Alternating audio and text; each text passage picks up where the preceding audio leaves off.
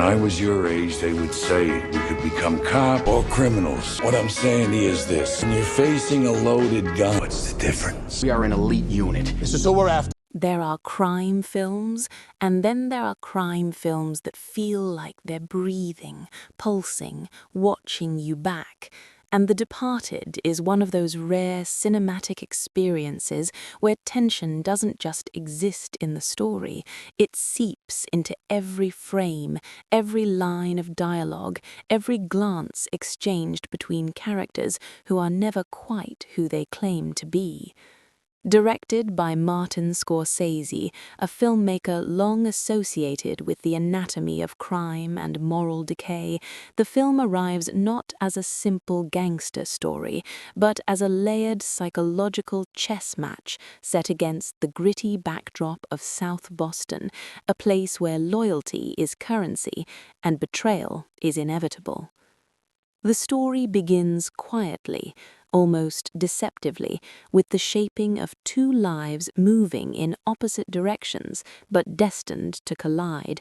On one side is Colin Sullivan, played by Matt Damon, a young boy taken under the wing of Irish mob boss Frank Costello, portrayed with unpredictable menace by Jack Nicholson.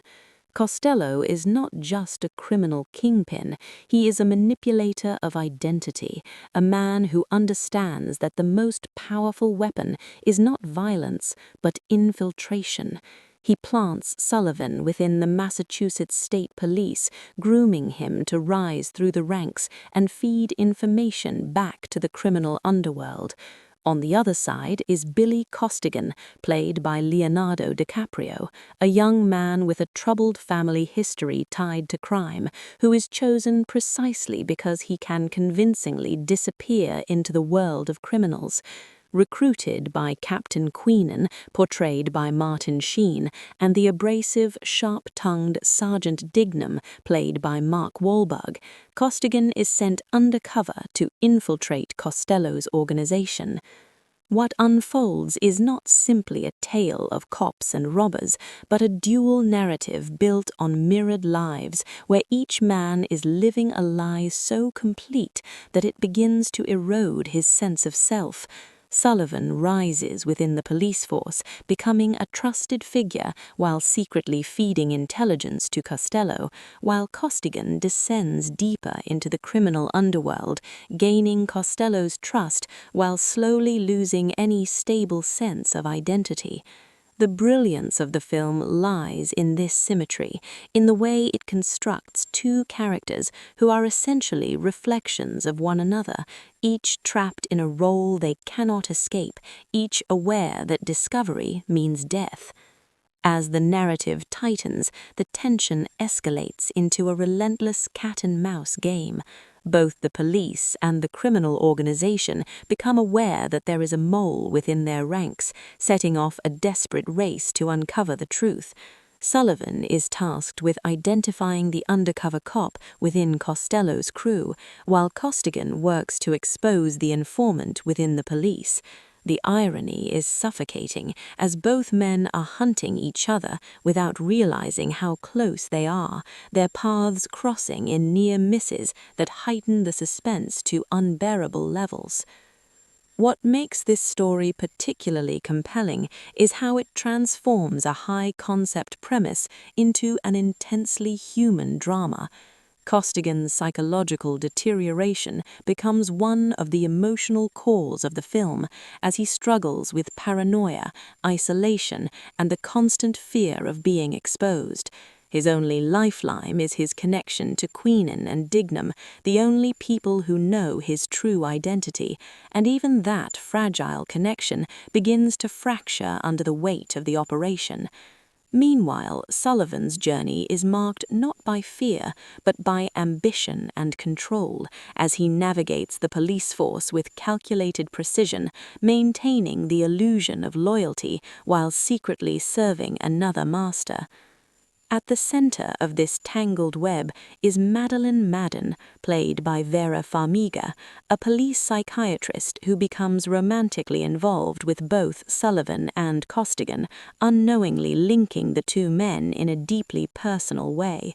She represents a rare moment of vulnerability in a world dominated by deception, yet even her presence cannot escape the pervasive atmosphere of mistrust that defines the film. The narrative continues to spiral as revelations begin to surface, each one more destabilizing than the last. In a twist that deepens the film's moral complexity, it is revealed that Costello himself is an informant for the FBI, a detail that complicates the already blurred lines between law enforcement and organized crime. This revelation underscores one of the film's central themes, the idea that the distinction between good and evil is often not as clear as they seem, that those in positions of authority may be just as compromised as the criminals they pursue. Visually and stylistically, the film carries the unmistakable imprint of Scorsese's direction, blending kinetic energy with meticulous attention to detail. The pacing is deliberate yet urgent, allowing moments of quiet tension to build before erupting into sudden bursts of violence. The editing, handled by longtime Scorsese collaborator Thelma Schoonmaker, plays a crucial role in maintaining this rhythm, weaving together parallel storylines with precision and clarity. The cinematography captures the raw, unpolished texture of Boston, grounding the film in a sense of place that feels authentic and lived in. The film's origins add another layer of depth to its narrative. It is a remake of the Hong Kong film Infernal Affairs, but rather than simply replicating the original, it reinterprets the story through a distinctly American lens, incorporating elements inspired by real-life figures such as notorious crime boss Whitey Bulger. This fusion of fiction and reality lends the film an added sense of authenticity, making its portrayal of crime and corruption feel grounded and credible. As the story approaches its climax, the tension reaches a breaking point. The carefully constructed web of deception begins to unravel, leading to a series of shocking and abrupt confrontations. Queenan's death marks a turning point, stripping Costigan of one of his few allies and leaving him increasingly vulnerable.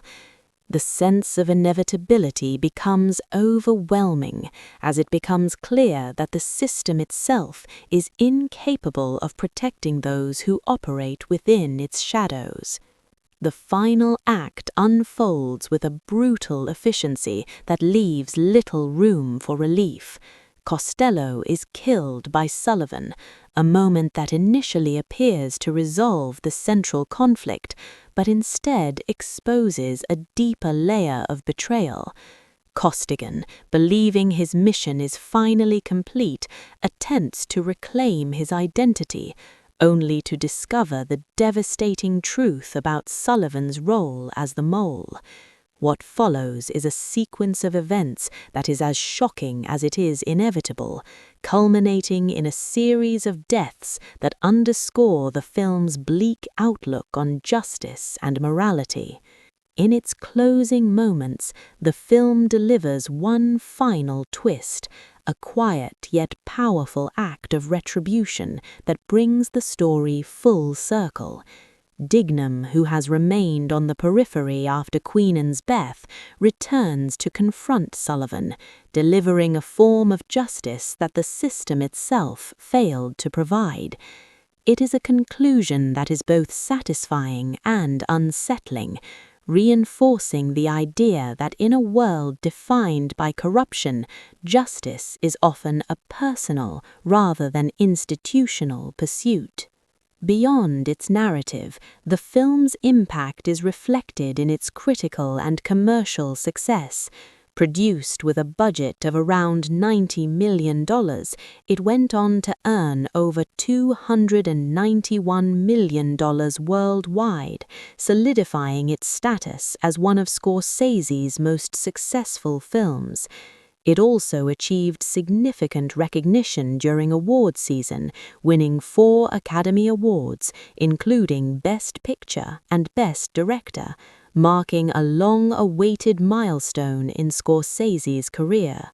What continues to resonate about the film years after its release is not just its intricate plot or its stellar performances, but its exploration of identity, loyalty, and the cost of living a lie. It presents a world where the lines between right and wrong are constantly shifting, where individuals are defined not by who they are, but by the roles they are forced to play. The characters are not heroes or villains in the traditional sense, but complex individuals navigating a system that rewards deception and punishes honesty. The performances themselves elevate the material to an extraordinary level. DiCaprio brings a raw, almost visceral intensity to Costigan, capturing the psychological toll of his undercover life with remarkable authenticity. Damon's portrayal of Sullivan is equally compelling, embodying a character who is both charming and deeply unsettling, a man who has mastered the art of deception to the point where it becomes second nature. Nicholson's Costello is unpredictable and magnetic, a figure who commands attention in every scene, while Wahlberg's Dignam provides moments of sharp, biting humor that cut through the film's darker elements. In the end, the film stands as a masterclass in storytelling, a tightly constructed narrative that never loses sight of its characters, even as it navigates complex themes and shifting allegiances. It is a film that demands attention, that rewards repeated viewings, and that lingers in the mind long after the final scene fades to black. Its legacy is not just as a crime thriller, but as a profound exploration of the human condition, a reminder that in a world built on lies, the truth is often the most dangerous thing of all.